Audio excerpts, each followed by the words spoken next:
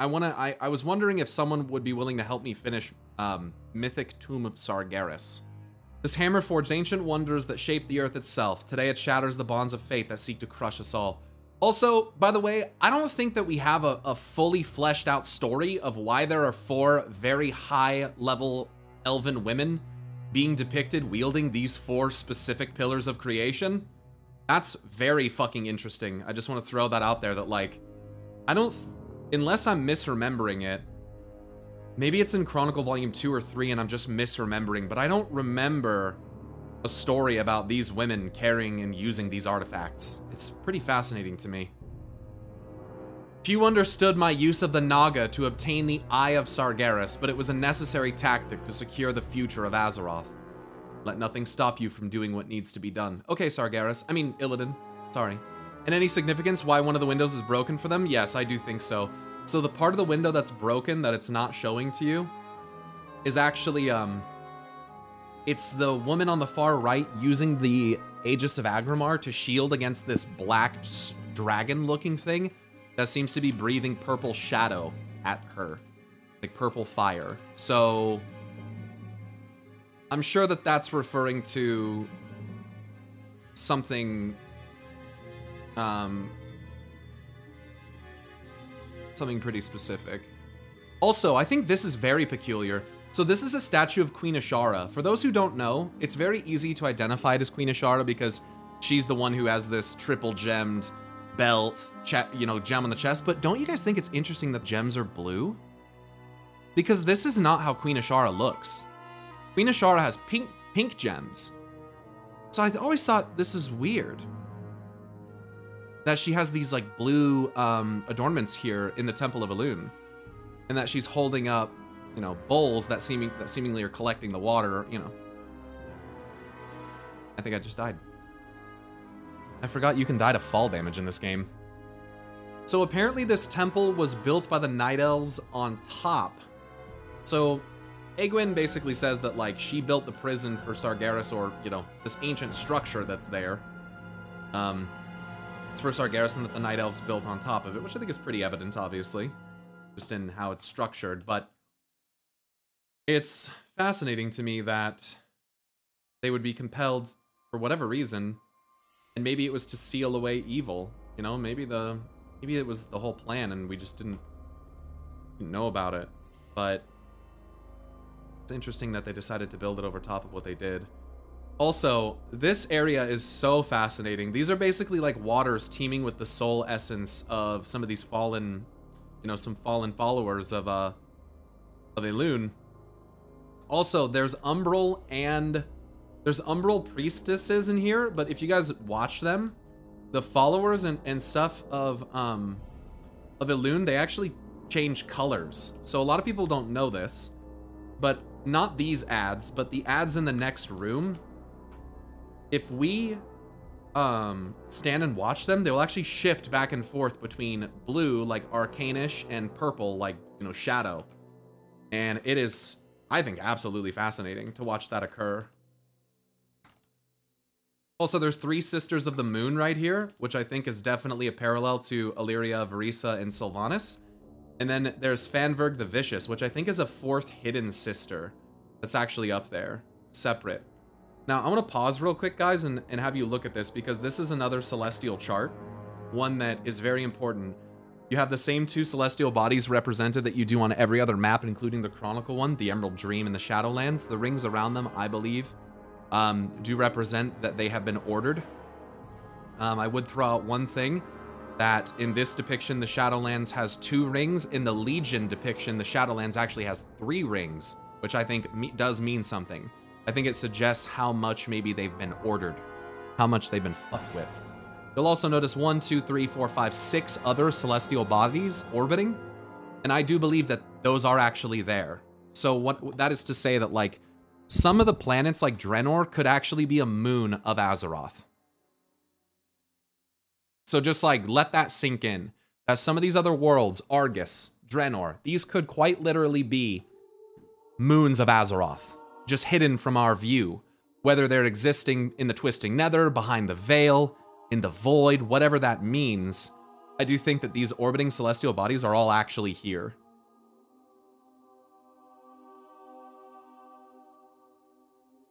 Okay, so we'll go this way.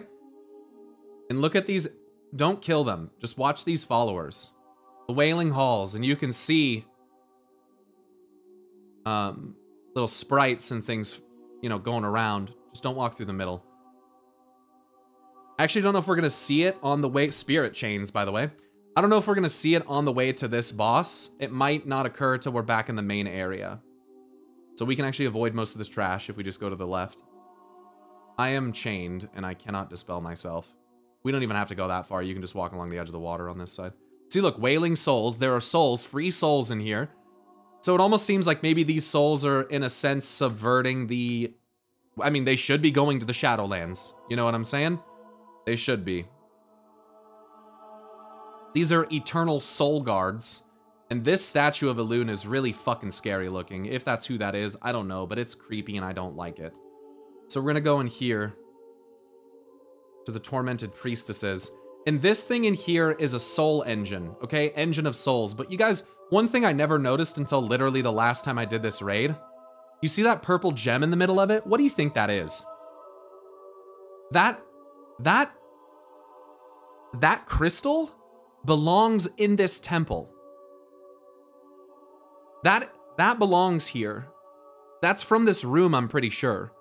But what they've done is they've taken this crystal, turned it into a literal soul engine, which is, I think, fascinating. Because this water, I think, is implied to be, like, kind of carrying souls around. I mean, look at the energy coming from where the water is falling, you know? And I want you to think about the Antorus the Burning Throne, and even the Seat of the Pantheon. You see this cascading water in Elunaria, in the Ilarian Sanctuary. Can I say something, by the way? I realized something else. That where Aenar is hiding is not called Elunaria. I just realized this.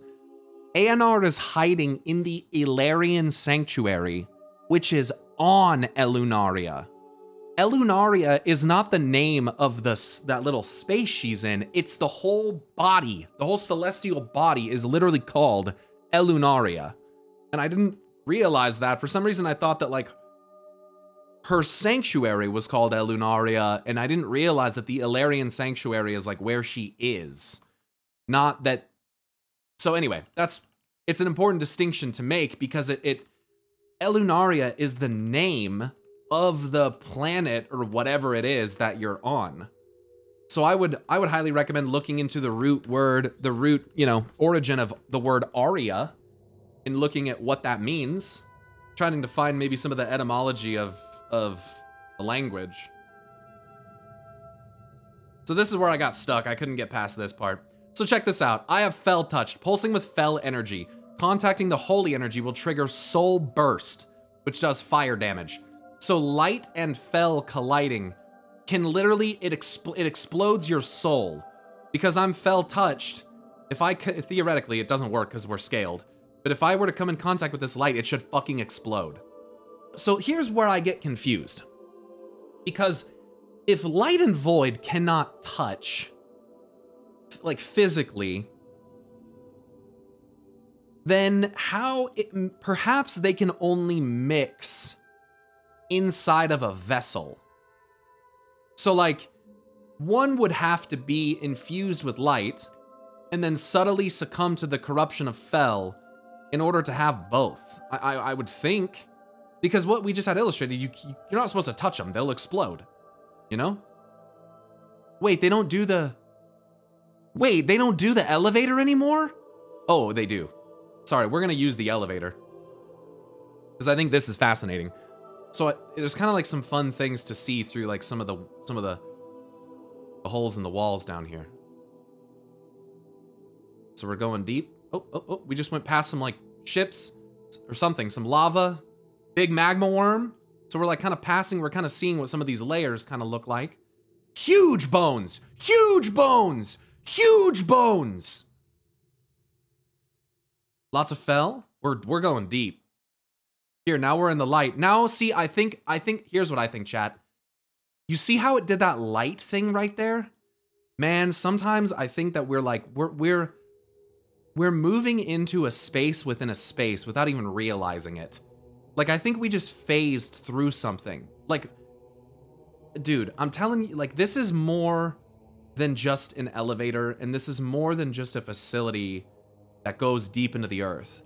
This facility, as Adrian realizes, the demons found a way to get in here even without getting the, as in going to a different realm? Yes. Yes. Yeah. Like, the demons figured out that there's a big teleporter down here, which I think is a giant ley line capstone that basically is it's a big cap on ley lines that they use to navigate here, seemingly through the twisting nether from Argus. So it almost seems like the imprisonment and subsequently the corruption of Fel that spread through this place literally allowed the Legion to use it as a confluence of energy to teleport through here, which is how Kil'jaeden gets down here. Like, how anyone ever stopped to wonder how Kil'jaeden got in here? Because he didn't come in through the same door that we do. He comes in from below. So he animates this avatar, which is being literally imprisoned by light, by the way. Like, hello? Its wings have been nailed to the pillar behind it, basically torn from it, and now we fight the avatar, you know? Then we have this, like, shadow that we interrupt, tainted matrix, inflicting shadow damage, tainted essence, right? They're tainting the light. It seems like, this is what I've noticed, it seems like anywhere that light gets put, it always gets corrupted. You guys notice that? It doesn't matter if it's Gahoon's place, it doesn't matter if it's around the Everbloom in Draenor, it doesn't matter if it's here, it doesn't matter if it's the Naru. See how these Fel energies are being used to siphon into this this platform. Well, check this out. This platform is not just any platform. This is an interdimensional teleporter, and it's being used by Kil'jaeden, very cleverly, I might add, to teleport to Argus. That's, you guys notice how this ring, you guys see the textures on this ring? It looks like shit, actually, right now, but you guys see what this is?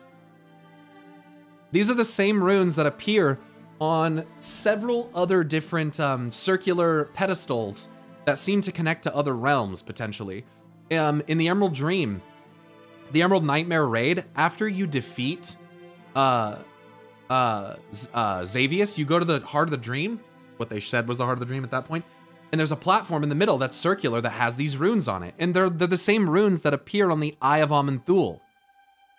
So it's effectively acting as like a Stargate. And you see these guys up here, they're questioning whether they should be doing this, whether they should come in here and follow through, which I think is part of the Lord of Ravens will turn the key, convincing each other to go into this portal. Sometimes a step into the unknown is required to break the bonds of fate.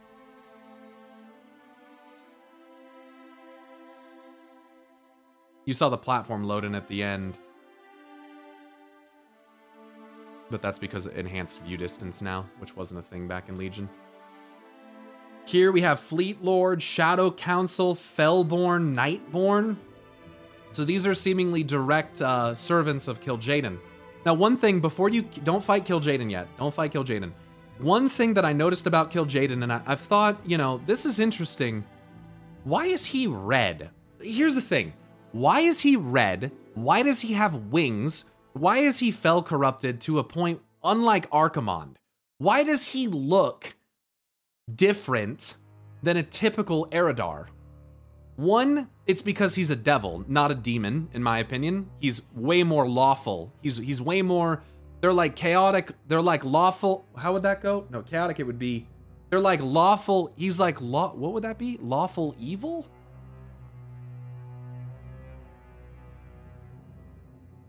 He's that, I think.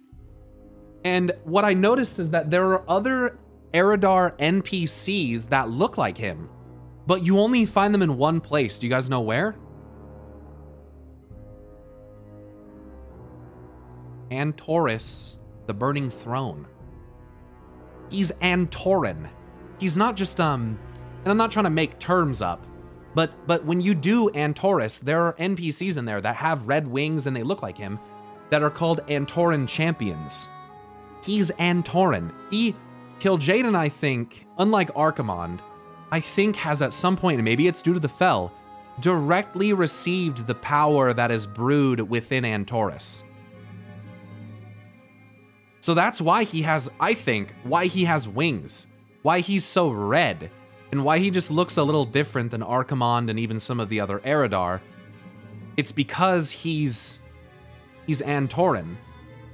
And what that means, I don't really know. Like, someone becoming Antoran might link them to Argus in a way that is kind of not understood. We could also compare him to the Sunwell Kil'jaeden.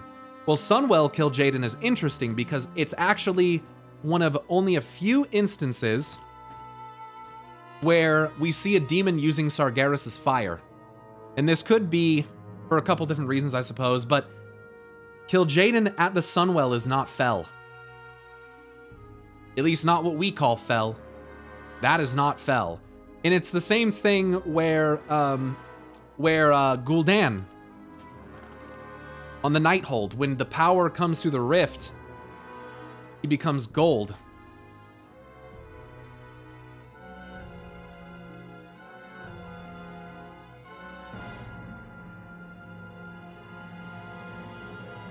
It seems to be, I think anyway, a very particular color palette being used. And here's the thing. Kil'jaeden fucked up. Kil'jaeden got so full of himself that he thought that he could overthrow Sargeras and take the Legion from him, which is hilarious considering he says, I never thought that Sargeras could be stopped later on, which I think he's deceiving Velen personally, but other people don't think so. But he sought to usurp Sargeras, and for this he was punished. He was punished. And every time that we saw Kil'jaeden come back after that, which, well, really was only, well, after this, it really was only in the Tomb of Sargeras. And in the visions, you know, in Mardoom, he's Fel. But otherwise, it seems like once upon a time, Kil'jaeden may have been gifted power directly from Sargeras. Directly. And I think that when Kil'jaeden was disobedient and not listening to Sargeras, that he was punished for that. And that's why he has a scar across his eye. And that is why he is Fel, in my opinion now. That was his punishment. I think that the best way to punish someone who lusts for power is to take power away from them. That's what I think. I think it's the best way to punish them, personally. If they're power tripping, you take all of it away. At least in the regard that he had it before. So that's just an opportunity for why Kil'jaeden looks the way he does, why he is red, because he's past Minari. He's Antoran. So, let's see. It's a simple matter to show courage against my minions. Can you face the shadows within your own souls as bravely? So let him actually cast his abilities here. Nethergale. So this is a mechanic. Armageddon, you don't need to soak it. Doesn't matter. We just have to do purples. Like that. We have to do purples. It's middle. I was actually our caller for this mechanic when we did this live. Focus Dreadflame, it's fine. Rupturing Singularity. It's another one behind us, behind us, behind us, behind us, behind us, behind us, behind us. In the corner, in the corner, in the corner, in the corner, in the corner, in the corner. And it's middle again. Middle then left. Middle then left.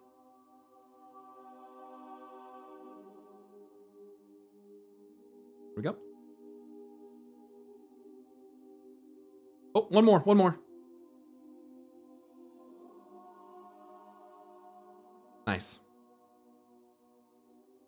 Sequence 3 on that one. Oh, you've soloed it a few times now? Okay, never mind, sorry. I thought, yeah, I didn't know. So Dread Flame, this is interesting. This flame that he uses, it seems a lot more like Shadow Flame to me.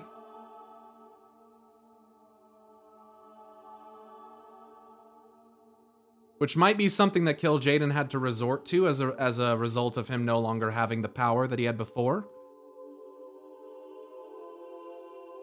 We know that Elune and Aenar have a connection. We do, but isn't it strange how they will not talk about it? Don't you guys think that's fucking weird? That they just they refuse to elaborate on it. Like, have you guys noticed that? They have no problem talking about the Winter Queen and Elune. None at all. But they will not, for whatever reason, link it. I don't get it. Spectre of Betrayal. Betrayal. Seal of the second Duumvirate. You betrayed Argus and condemned it to burn. Who is truly the deceiver, brother? I like that. That's a good one. This is in reference to Velen. The Deceiver's grand design. Marker-friendly player with guiding hand. Nice. The Deceiver's grand design, and it gives you an effect called guiding hand. So for those that are like, why did Kil'jaeden sacrifice himself to get us to Argus? That's why. People again, this is like, I think that our pride is really being played on right now. I think that we as the hero really want to believe that we defeated the Burning Legion, but I think that that might be one of the Boy King's lies. My father led us to victory. We, with hope, we did the impossible. We defeated the Burning Legion. Anduin Wrynn says that. It's just strange to me.